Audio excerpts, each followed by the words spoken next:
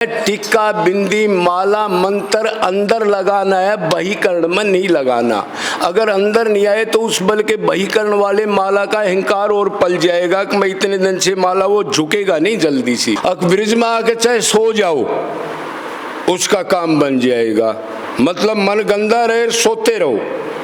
अरे अंतकर्ण शुद्धि तो ब्रिजवासी हो चाहे कोई हो, उसको करनी पड़ेगी साधना के द्वारा। मतलब भगवान के लिए निष्काम रोना पड़ेगा निरंतर। तो हमें ये बताइए, श्री कृष्ण भगवान ऐसे कौन सी भक्ति चाहिए, ये कौन सा प्रेम चाहिए जो भगवान रूपी में माता जी के प्रेम कर रहे हैं, पत्नी का कर रहे हैं, उन सभी, उनके लिए वो मुझे भगवान समझते हैं। वो कहते हैं मेरे लिए आप भगवान हो, और उनको हम छोड़ के, उनको हम वैसे बेसारा छोड़ के और भगवान की प्राप्ति करें, भगवान प्रसन्न हो जाएगा मुझसे।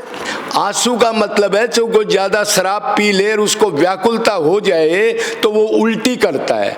ऐसे ही पापों को निकालने के लिए अपने को नीच मान के रोना, उससे अंतकर्ण शुद्धि होती है। अंतकर्ण शुद्धि जीव कर सको।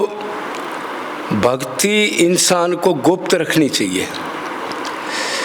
चीज करनी पड़ेगी भक्ति के साथ। ये ना करो खाली भक्ति नहीं आएगी बगैर सेवा के, ध्यान रखना। इसलिए तो लोग हरे राम हरे कृष्ण का इतना कीर्तन हो रहा है, इतने मंदिर बन गए, इतना पापाचार, दुराचार, भ्रष्टाचार, बलात्कार, ये क्यों हो रहे हैं?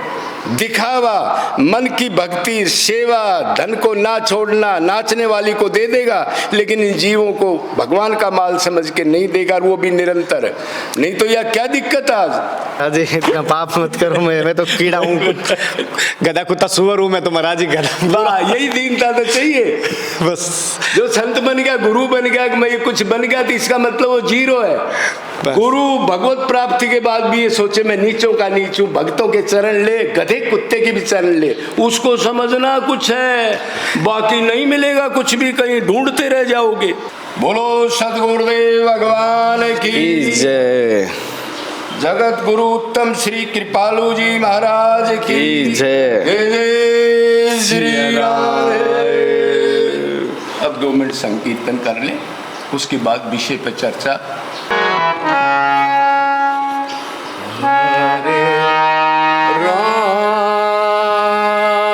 हरे राम,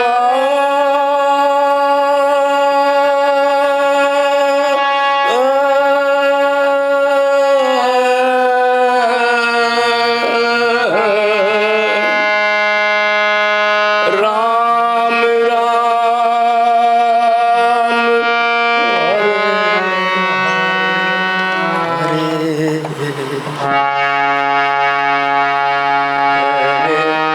कृष्ण हरे कृष्ण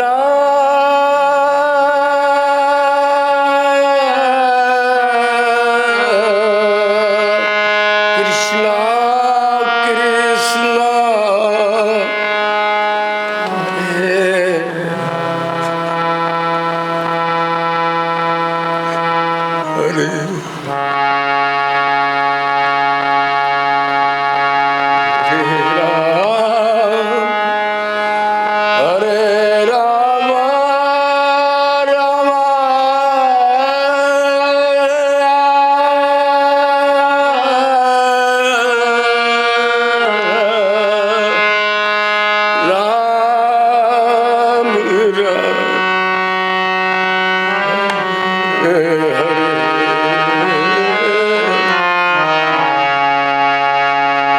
बोलो वृंदावन बिहारी लाल की जय। अब कन्हैया मेरे जूत मार तू। नहीं महाराज जी।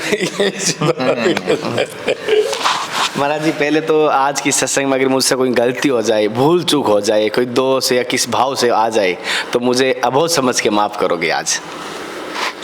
भाई ऐसा है ना, गलती जब होती है मैं श्रेष्ठ हूँ, जब मैं सबसे नीचा दीन और सबसे नीचा आदमी हूँ तो फिर सब मेरे से अच्छे हैं, तो फिर गलती मेरे प्रति कैसे हो सकती? मेरे से हो जाएगी। मैं कोई बात कहीं मुझे हो ही नहीं सकती। कहीं मुझे ऐसा लग जाए, मुझे मेरा देखने, देखो जैसे क्या साथियों, मैं गुरुजी से सवाल करूंगा तो उसमें मैं अंधा हूं और मैंने जहां से हाथी को पकड़ा है, पेट से पकड़ा तो मुझे खंबा लगा, अगर पूंछ से पकड़ा है तो मुझे पतला सा लगा, अगर मैंने पेट को पकड़ा है तो मुझे ढोल जैसा लगा।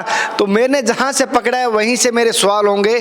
तो मुझे मेरे अपने स्तर पे सवाल कर रहा हूं, अगर मेरे कोई गलती हो जाए तो मुझे आप भी माफ कर देना। मैं क्या संतों से प्रति कभी भी कुछ नहीं करता हूं, लेकिन कहीं ना कहीं मेरे जैसे जैसे भक्ति की तरफ बढ़ता हूं, संतों की सत्संग की तरफ वापस उन्हीं संतों से अगर सत्संग ले रहा हूं तो मेरे एक होता है कि गहराई तक जाने की।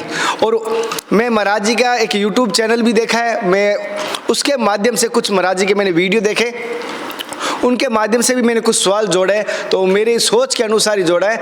अगर वहाँ से भी गलती हो जाए तो मैं महाराज जी से, आप सभी से परमात्मा स्वरूप मानते हुए माफ़ी मांग रहा हूँ, अपने गुरु का तत्व समझते हुए मैं आप सभी से माफ़ी मांग रहा हूँ।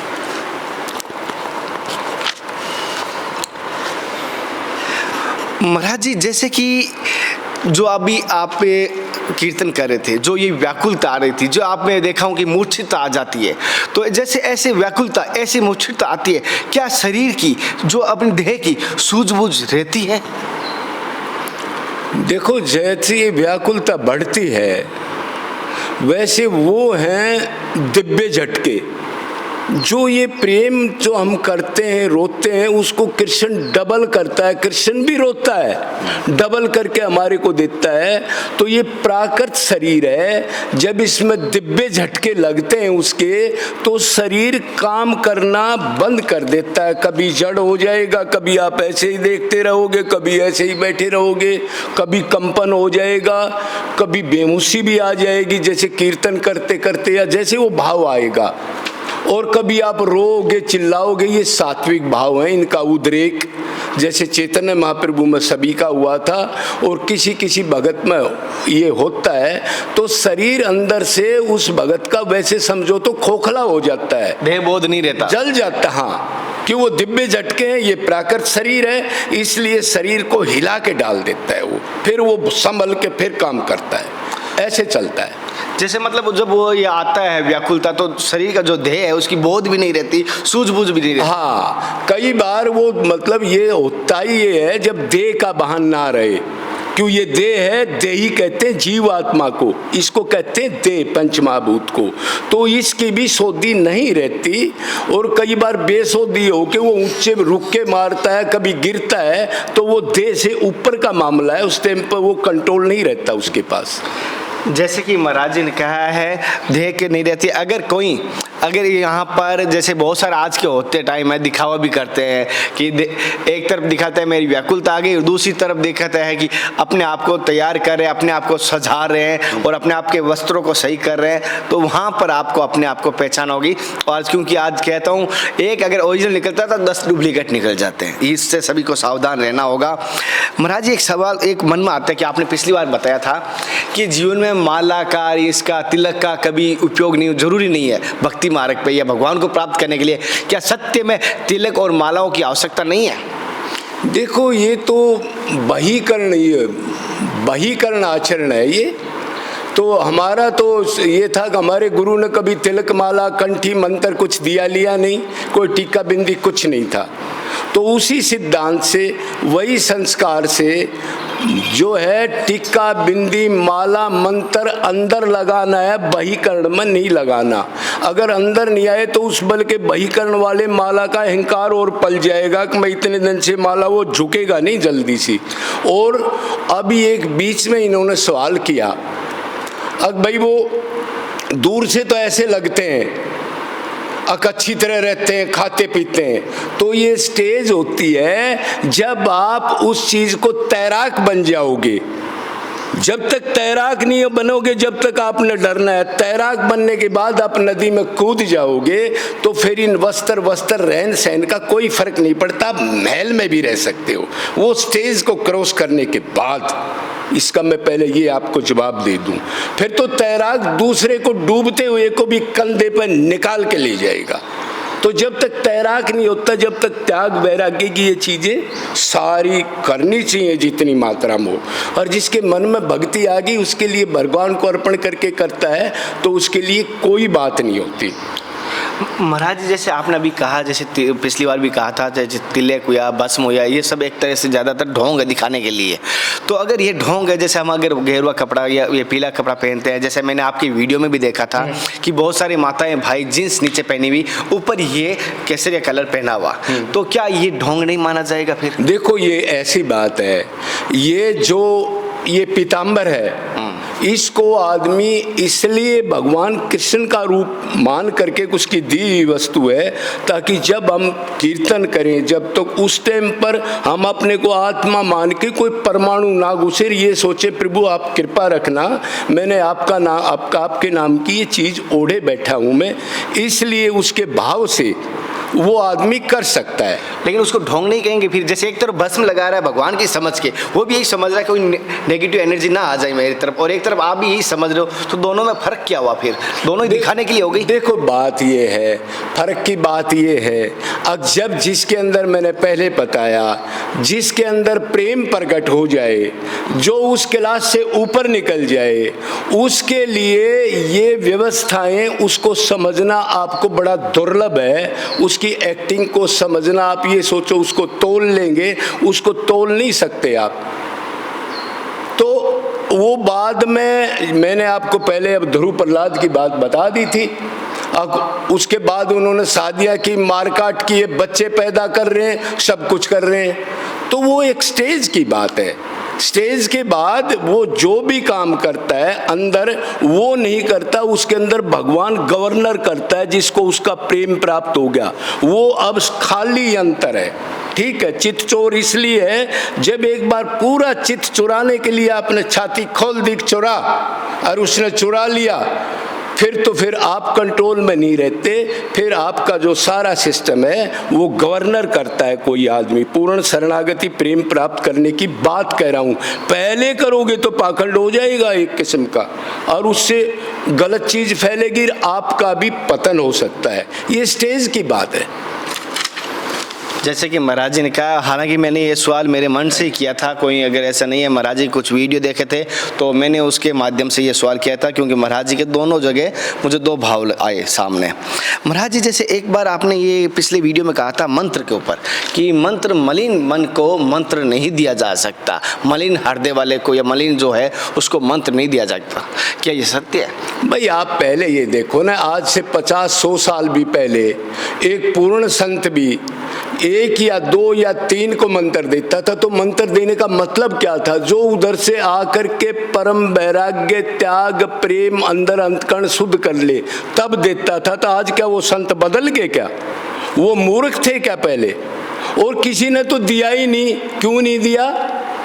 अधिकारी ही नहीं मिला कोई। तो आज ये गुरु का मंत्र देने का मतलब है कि वो भगवत प्राप्त है।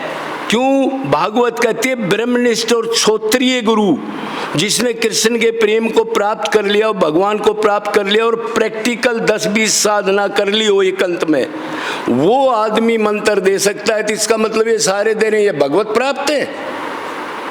अरे इस पूरे इंडिया में एक 50-60 साल में 10 आदमी भी नहीं मिलेंगे आपको उसको प्राप्त करने वाले।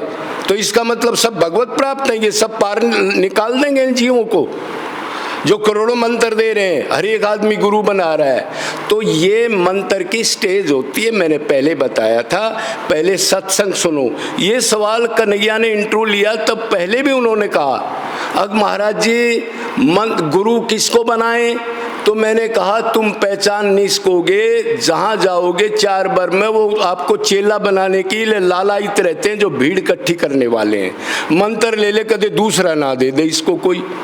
क्यों? भीड़ इकट्ठी हो, पब्लिसिटी हो, महाराज बहुत बड़ा है, और उनका फिर शोषण शुरू करे, तू ये कर तो ये हो जाएगा, ये कर तो ये हो जाएगा।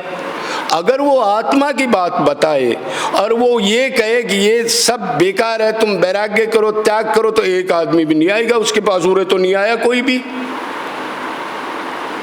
तो मंत्र अधिकारी को दिया जाता है। इसका तरीका ये है कि आप 10-20 जगह संतों को फोन पर सुनो या जाओ, पहले गुरु बनाओ जान के, और पानी पियो छान के। चाहे आपके 2 वर्ष लग जाए, 4, 10, पूरा जन्म लग जाए, पर लेकिन ये गुरु होना चाहिए जो आपको यकीन हो जाए कि अंधकार से प्रकाश मतलब आनंद की प्राप्ति करा देगा। महाराज जी, जैसे भी आपने बोला गुरु के ये जान के, पानी की पिए छान के, लेकिन मुझे ये थोड़ा सा उल्टा लगता है। मैं आज की, जैसे मैं संतों के दर्शन करता हूँ, पर डे मैं 2-3 संतों के दर्शन करता हूँ और कोशिश करता हूँ हर जगह। तो जैसे कि पानी तो क्या, अगर उसमें नमक मिलाया हुआ है, छानेंगे फिर भी उसको खराश नहीं निकलेगा। अगर गुरु, जान तो गुरु को नहीं सकते, लेकिन गुरु को कम से कम हम छानने की कोशिश कर सकते 10 गुरुओं में से, क्योंकि जान कैसे सकते हैं गुरु को, लेकिन पानी को जान सकते हैं तो अच्छी बात है, खराश निकाल लेंगे नहीं सकते। तो कहा जाता है कि पानी पिए जान के, गुरु कीजिए छान के, तो ये गलत नहीं होगा आज के समय में?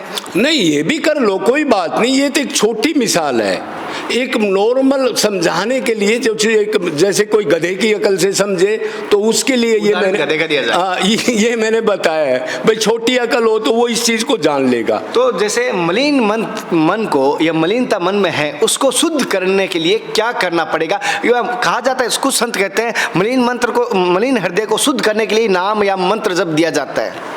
कुछ संतों का ये भी कहना है। अरे मलिन के लिए ऐसे नहीं, एक तो आपको रसिक गुरु, ठीक लाइन वाला गुरु हो, ठीक है, अटकल पच्चू नहीं, 4 माला कर लेना, 4 धाम की परिक्रमा कर ले और हनुमान चालीसा कर लिया कर, और बाकी दुकान पर जाके गद्दारी मक्कारी कर, ऐसा गुरु नहीं। जो प्रेम को उखाड़ने की, उसको गूढ़ रहस्य को बैठा दे, और फिर कुछ उस साधक के पिछले संस्कार भी होते हैं, तब वो उस साधु से जुड़ सकता है। अगर वो उससे जुड़ गया, प्रेम वाला गुरु है, उसकी साधना करेगा और बताए हुए तत्व ज्ञान को रिवॉल्वर की तरह इस्तेमाल करेगा, लापरवाही नहीं करेगा, तो उसके अंदर वो चीज प्रकट होना शुरू हो जाएंगी। अब महाराज जी, एक विषय आता है, हम ब्रज के ऊपर आता हूँ थोड़ा सा, इसलिए क्योंकि लोगों में अभी ऐसा हो गया, चाहे वो आसाम का है, चाहे राजस्थान का, चाहे दिल्ली का, वो कहता है कि हम ब्रज में आके भजन करेंगे, ब्रज में आके सेवा करेंगे। और एक तरफ हम कहते हैं भगवान तो कन कन में बसा हुआ है, हर जगह भगवान है, भगवान हर जगह श्री कृष्ण है। और एक तरफ कहा भी जाता है, तो क्या भगवान की यहाँ आके जल्दी भक्ति प्राप्त होगी और वहाँ नहीं होगी, ऐसा कोई है कारण? देखो, ये हमारे जैसे जो है ना, उन संतों ने इस चीज को इतना बढ़ावा दे दिया ब्रिजवास को, जिसका अंत नहीं हो। अब वृंदावन में देखो कैसी भीड़ रही थी। 40 साल पहले तो 10 आदमी भी बाके बिहारी में आरती में ढूंढने से मिलते थे, इतना कर दिया। एक तो ये कह रहा है एक संत, उसको मैं प्रणाम करता हूँ, लेकिन बात तो करनी ही पड़ेगी, अब ब्रिज में आके चाहे सो जाओ, उसका काम बन जाएगा।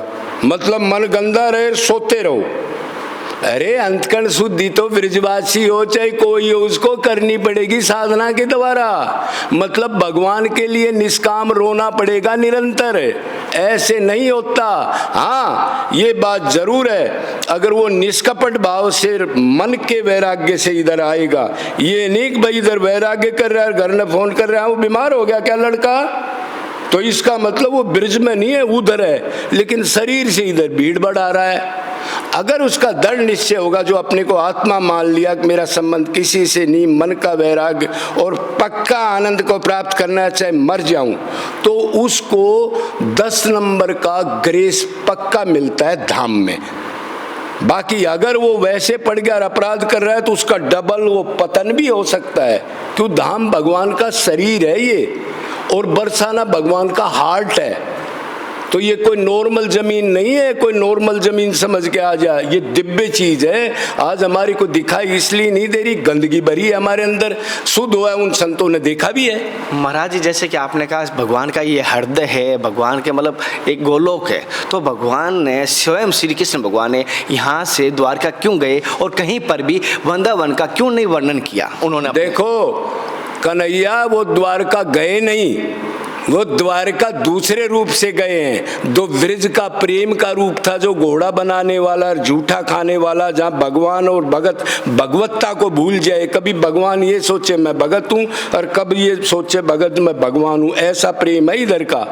तो वो एक रूप से प्रेम लेवल से इधर ही थे, वो इधर से नहीं गए प्रेमियों को, जो अगर आप पूछोगे तो ठीक है। और दूसरे रूप से वो द्वारिका में उन्होंने फिर द्वारिकाधीश का किया, क्यों ब्रज का प्रेम और कहीं जा ही नहीं सकता, इधर ही रहेगा। जहां भगवान झूठी रोटी खाए और उसको छड़ी दिखा के डराए और थर थर कांपे, महाराज जी, जैसे अब छोटी सी माफ़ी चाहूँगा, भगवान के ऊपर आ रही है तो मुझे दोष ना लगे।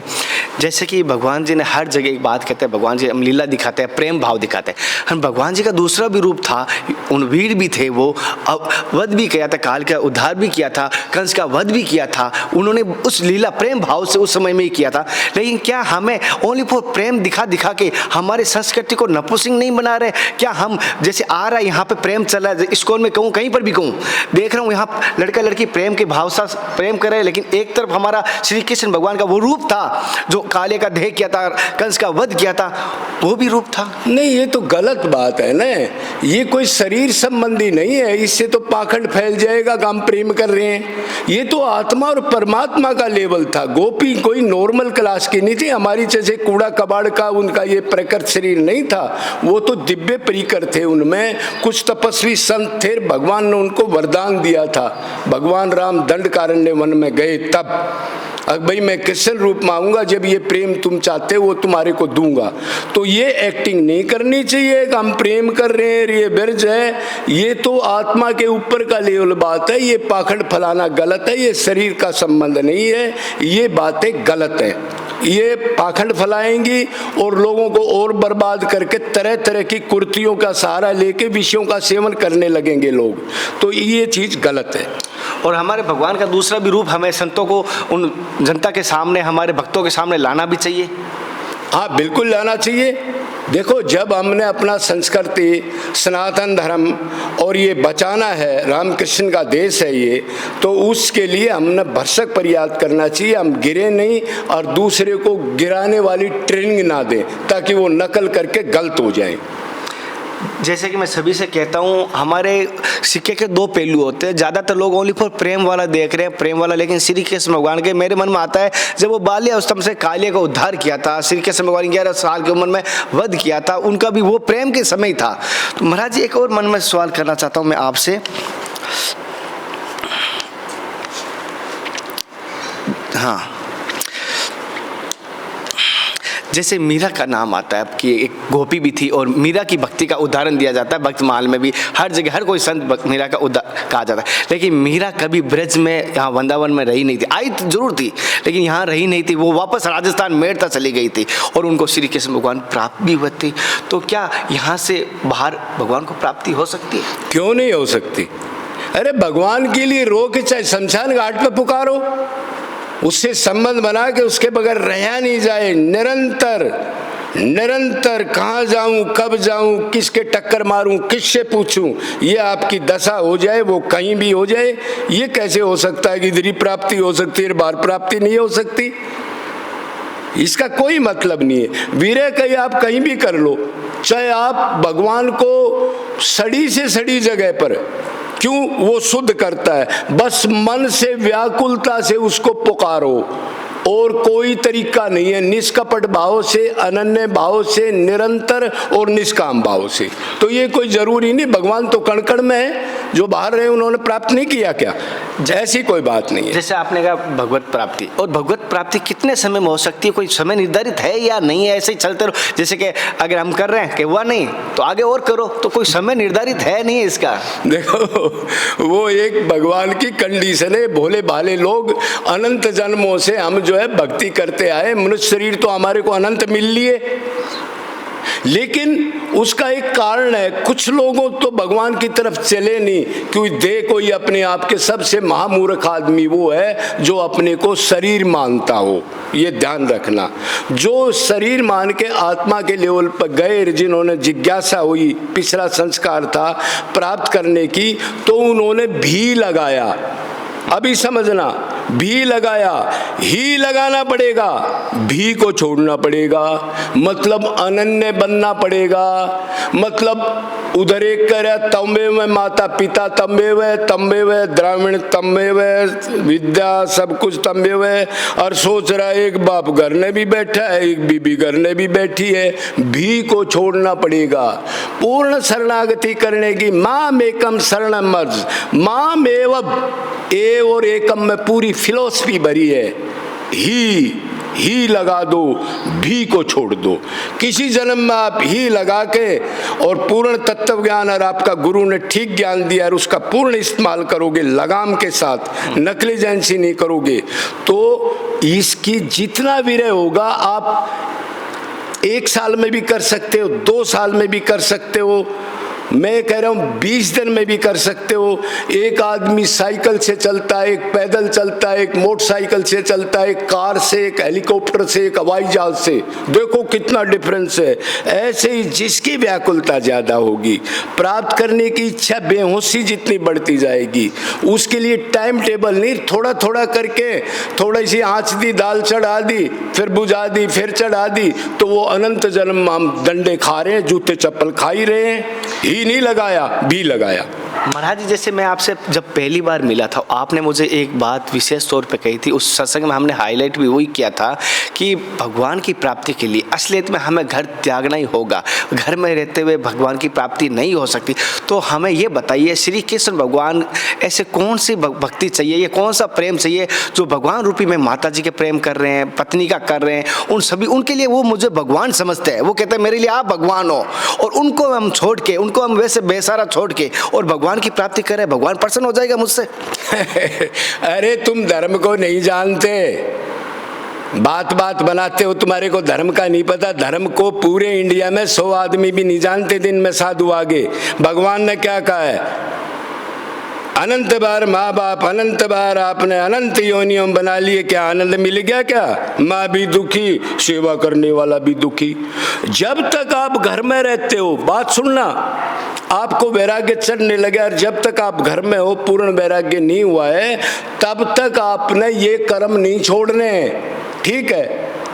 और कर्म करने हैं, माँ को मन से नहीं चाहना है, मन से प्यार नहीं करना है, एक्टिंग करनी है। ध्यान रखना, बेटे को मन से प्यार नहीं करना, एक्टिंग करनी है। तो अगर मन से प्यार करके सेवा करोगे तो मन एक ही है, वो भगवान से हट जाएगा। और फिर अगर माँ मर गई तो आपको निश्चित है वो जिस योनि में जाएगी, अगर कुतिया बनी तो आपने उसका बच्चा बनना पड़ेगा।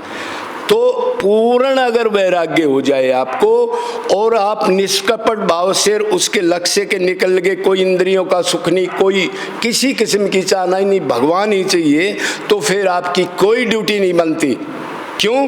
अगर धर्म वो ही है जो परमात्मा मन लगे, आत्मा का धर्म एक ही है, ये तो शरीर के धर्म है। इतनी देर अनासक्त भाव से बगैर प्रेम करे, जैसे पड़ोसी एक्टिंग करते हैं, हम ठीक है कुछ मंगाना है, और अंदर सोच रहा है अरे मेरा तो माँ वो है, चलो इसको भी राजी कर देता हूँ, इस डाल से एक्टिंग करो। प्रेम करोगे तो फंस जाओगे, 84 मिलेगी।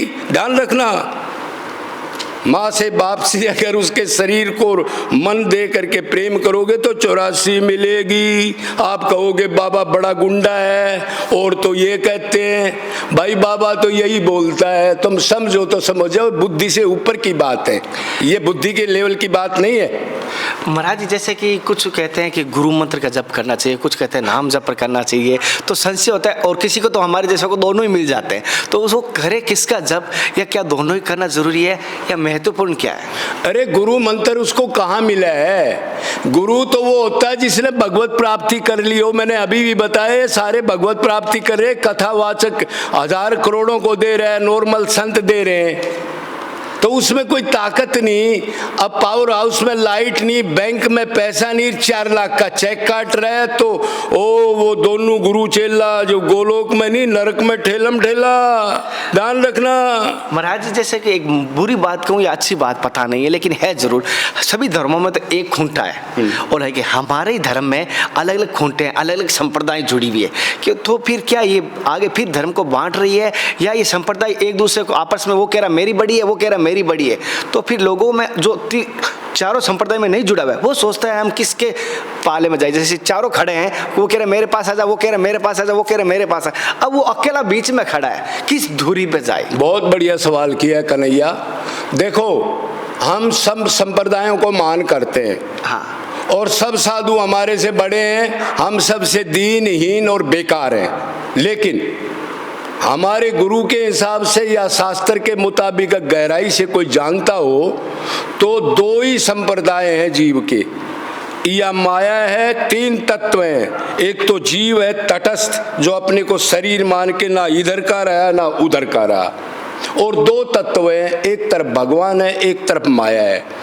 तो दो ही संप्रदाय है, या तो जीव माया की तरफ जाएगा या भगवान की तरफ जाएगा। ये बीच के संप्रदाय लड़ाई झगड़ा, राग द्वेष, इसका अलग टिक्का है, इसकी अलग माला है, इसका अलग पहरान है, और फिर नरसी की अलग बन जाएगी, मीरा की अलग, तुकाराम की अलग, ज्ञानदेव की अलग, बना बना संप्रदाय, और धर्म को बांट कर फिर लट्ठम लट्ठा हो जाओ।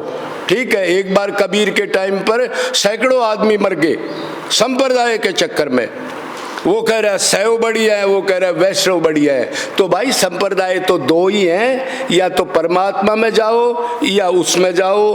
परमात्मा के हम नित्य दास हैं। जितने भी अनंत आत्माएं हैं वो परमात्मा की सेवा के लिए, उनको सुख देने के लिए बनी है।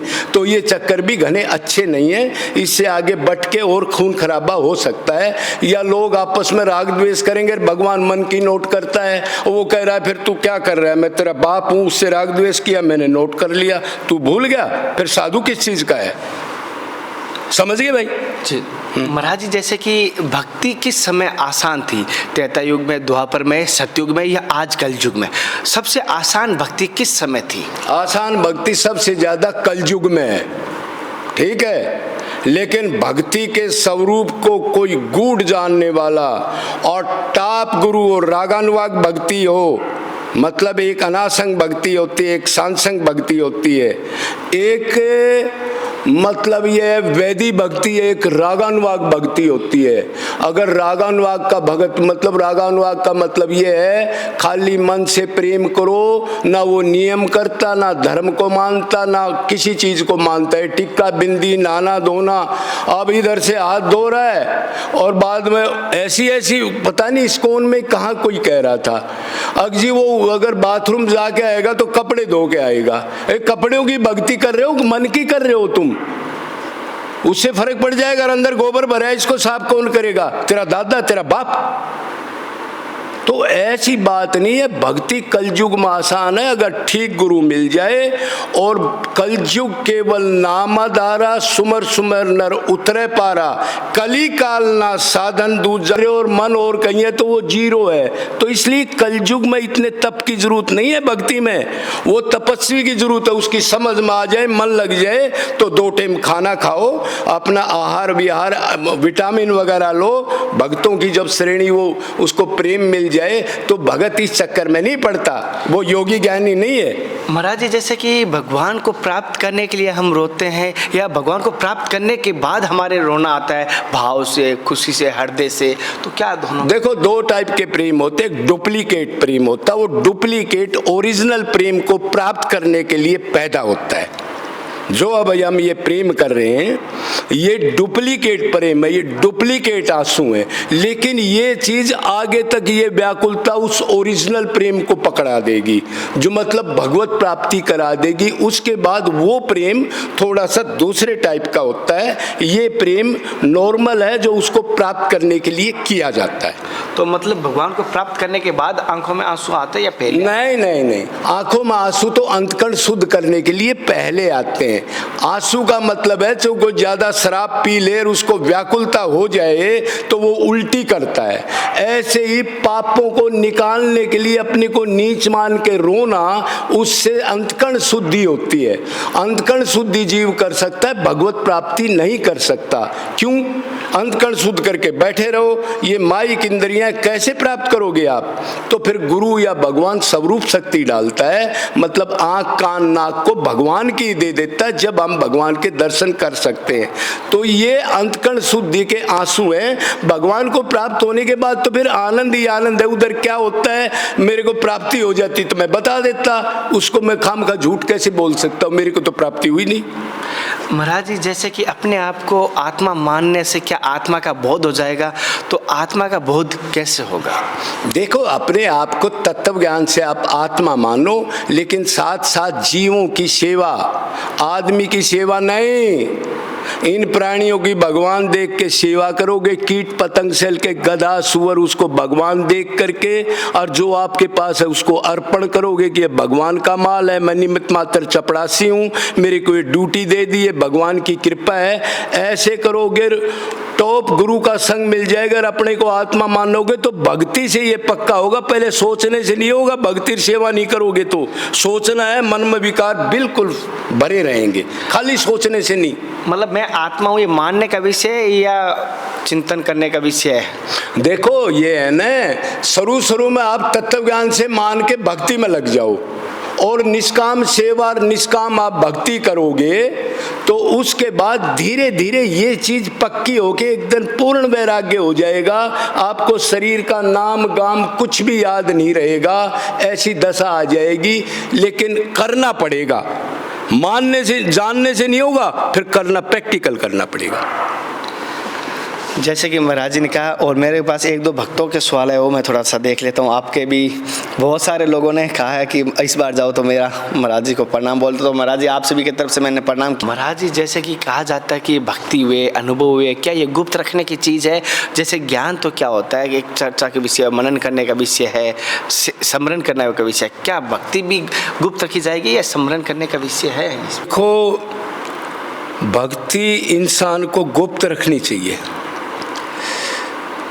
कभी भी कोई चीज बतानी नहीं चाहिए भक्ति का, मैं इतनी माला करता हूँ, मेरे ऐसे भाव है, मेरे को सपना आ गया। वो गुरु उन्होंने बताया नहीं, वो जानते नहीं, उसको बेचते हैं और कई तो झूठ भी बोलते हैं। ऐसा नहीं करना।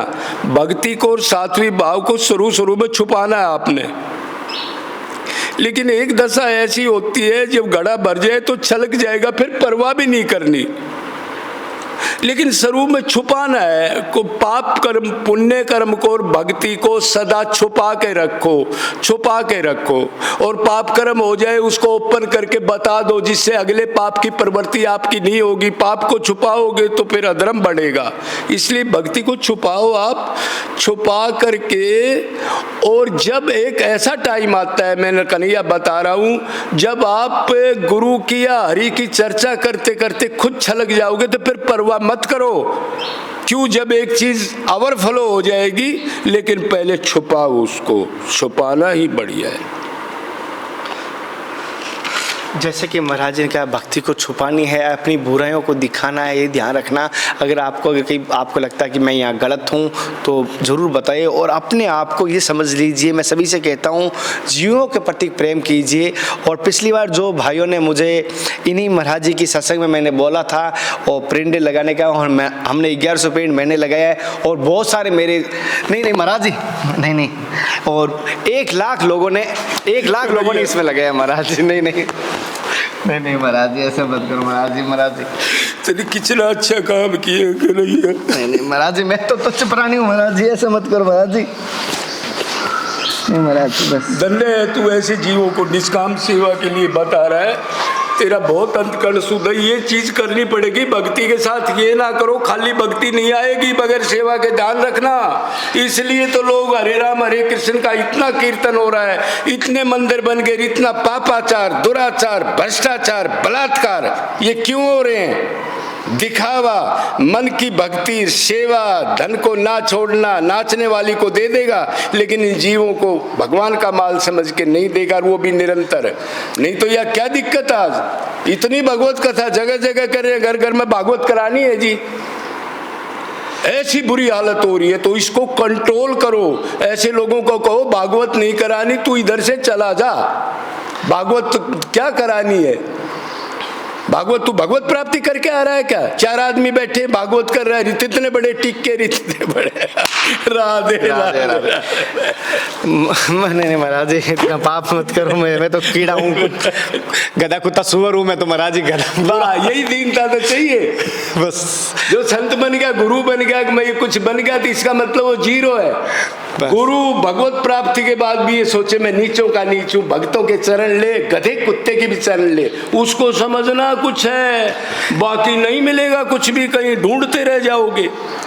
जैसे कि महाराज ने कहा, और जो पिछली बार मुझे बहुत सारों ने वीडियो बना के भेजा है, बहुत सारी माताओं ने मुझे ये बता, अफ्रीका से मुझे भी बहुत सारों ने भेजा है, मुझे बहुत खुशी हुई, अमेरिका से, इंडिया से, हर जगह से आए, लेकिन एक दो पाकिस्तान से भी आए हैं, उनका भी मैं लगाऊंगा वीडियो में, इस वीडियो के अंत तक मैं लगा रहा हूँ।